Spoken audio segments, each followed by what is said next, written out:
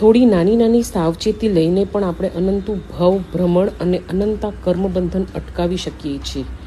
જે પાપો ટાળી નથી શકાતા એને આપણે પ્રમાણમાં ઓછા કરી શકીએ, અને જે પાપોને સંપૂર્ણપણે ટાળી શકીએ છીએ એને આપણે બંધ કરી દઈએ. એના માટે જરૂર છે થોડી સજગતાની. આ ક્ષણે મારું કર્મબંધન થઈ રહ્યું છે, પાપ બંધાઈ રહ્યું છે, એવી સજગતા રાખવાની. અને બીજું, રોજ રોજ થોડી ટેવ કેળવવાની.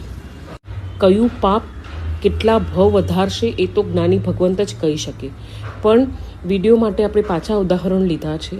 રોજનું 1 ગ્લાસ પાણી આપણે નકામું ઢોળીએ તો રોજ કરેલું એ પાપ અંતે આપણા કેટલા ભવ વધારી નાખશે.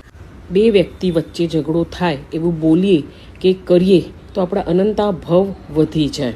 આરંભ સમારંભ કરીએ તો આપણા અનંતા ભવ વધી જાય. અને વાતે વાતે ન જીવા કારણસર જુઠ્ઠું બોલીએ, અહમ સંતોષવા જુઠ્ઠું બોલીએ તો આપણા અનંતા ભવ વધી જાય.